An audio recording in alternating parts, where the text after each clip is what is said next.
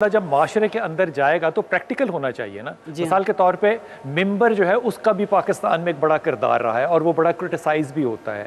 آپ کے خیال میں سب سے زیادہ جو مؤثر طریقہ آپ نے مودودی صاحب کا ایگزبٹ کیا لوگوں تک پیغام پہنچانے کا، وہ نظام ہے، نظریات ہیں یا ممبر ہے؟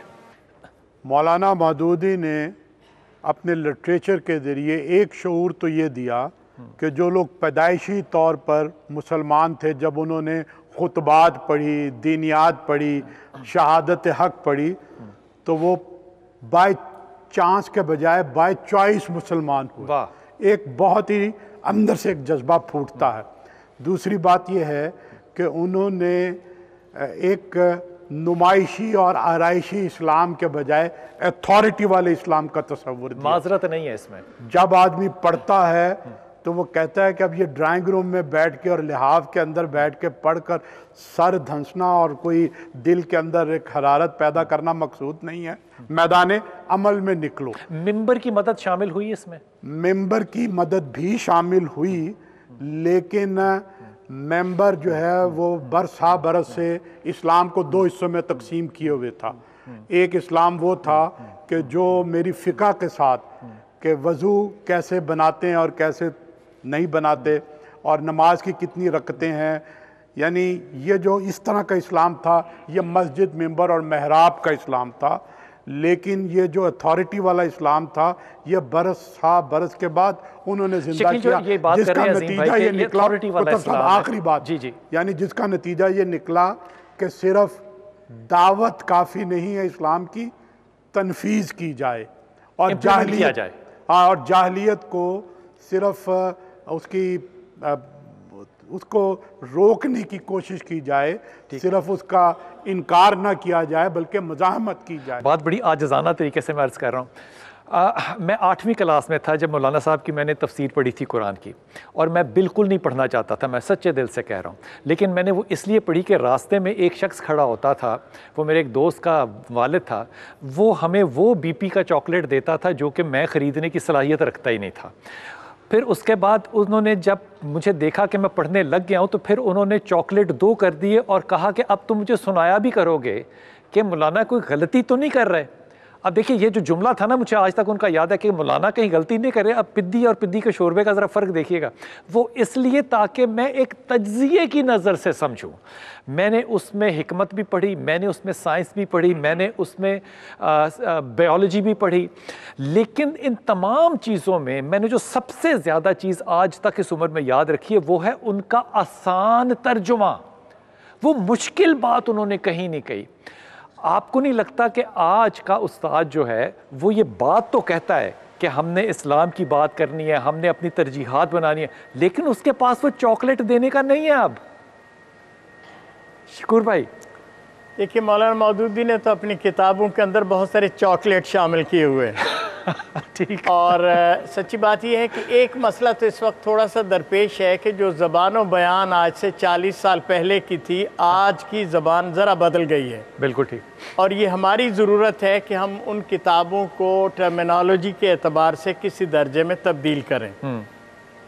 لیکن جو اصل شے جو میرا خیال ہے جس پہ توجہ ہونی چاہیے وہ یہ ہے کہ جو فکر انہوں نے نمایاں کی تھی وہ فکر یہ تھی کہ ملت اسلامیہ ایک وجود ہے اور یہ سرنڈر نہیں کرے گا باطل کے سامنے. اور اس کے لیے نوجوان وہ اکراس دی بارڈر جہاں جہاں بھی ہیں وہ اس سے انسپائر ہوں گے. وہ ملیشیا میں بھی ہوئے، وہ ترکی میں بھی ہوئے، وہ مڈل ایسٹ میں بھی ہوئے. اور ابھی آپ یہ دیکھیے یہ جو قطر میں فٹ بال کا میچ ہوا، جی کیا ویسے کیا تو اس کے اندر کی جو شعائیں نکلی بڑے چھوٹے چھوٹے واقعات سے. بالکل. کہ مراکش کی ٹیم آ کر سجدہ کرتی ہے تو ساری دنیا اس کو بالکل اور طرح دیکھنا شروع کر دیتی ہے. یہ اگر کوئی بندہ یہ سمجھتا ہو کہ کسی مملکت کے اندر حکومت بننا یا نہ بننا کامیابی یا ناکامی ہے، اس سے زیادہ بڑا کرشمہ ہے کہ مسلم امت کا آج کا نوجوان اپنی آئیڈنٹیٹی رکھتا ہے. اور اس آئیڈنٹیٹی میں مودودی کا، اقبال کا، حسن البنا کا، سید قطب کا اور اس پوری ٹیم کا کمال درجے کا دخل ہے. ان کو پڑھے گا کون اس کو آج؟ شاید براہ راست لٹریچر میں پڑھنا ذرا مشکل کام ہے، لیکن ان کے مظاہر جو مختلف شکلوں میں سامنے آئیں گے اس کو پڑھنے والے لوگ موجود ہیں، اور وہ ساتھ ساتھ چلتا رہے گا۔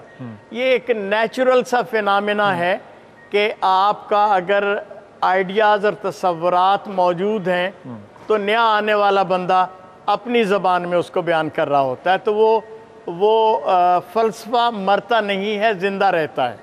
ٹھیک عظیم بھائی، جو آج کی دنیا ہے، جو آج کا نوجوان ہے، ظاہر ہے اس کے چیلنجز جو ہیں وہ آپ کی اور میری عمر کے لوگوں کے شاید نہیں تھے، لیکن آج کا یہ نوجوان جو ہے وہ ٹیب پہ پڑھتا ہے، وہ اینڈرائڈ پہ پڑھتا ہے، وہ 360 دیکھتا ہے، وہ اس کے انداز بالکل مختلف ہیں۔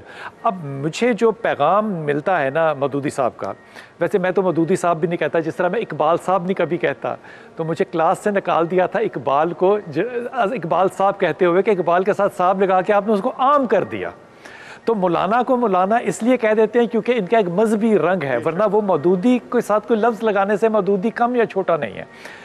وہ جو نظام ہے نا کہ یہ صرف بات نماز روزے زکوٰۃ تک کی نہیں ہے، یہ بات جو ہے یہ نظام کو قائم کرنے کی ہے۔ جب تک نظام نہیں قائم ہوگا تب تک تو آپ دنیا کے کسی بھی انٹرنیشنل ایئرپورٹ پہ جائیں، وہاں پہ نماز کی جگہ موجود ہے، آپ نماز بھی پڑھیں، روزہ بھی رکھیں، حجاب بھی کریں۔ یہ نظام کو قائم کروانا، سب سے پہلے تو سوال یہ ہوگا کہ حضور آپ نے اس ملک میں کروا لیا کیا؟ جب یہاں پہ تجربے نہیں ہو سکتے تو باہر کیسے ہوں گے اور کیوں کر ہوں گے، اور اس کا ٹول کیا ہوگا؟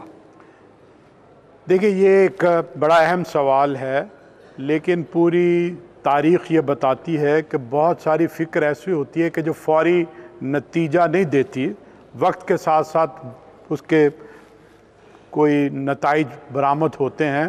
ہمیں یہ یقین ہے، پچھلی اس پوری تاریخ کو دیکھیں کہ مولانا مودودی نے جب یہ کہا تھا کہ ایک وقت آئے گا کہ کمیونزم ماسکو کی سڑکوں پر پناہ نہیں حاصل کر سکے گا، اور سرمایہ داری واشنگٹن کے اندر لرزہ براندام ہوگی، اور قوم پرستی جو ہے جرمنوں میں اپنا کو ہمنوا نہیں ڈھونڈے گی، تو لوگ یہ سمجھتے تھے کہ یہ دیوانے کا خواب ہے، لیکن یہ خواب مولانا مودودی کی زندگی میں پورا ہو گیا۔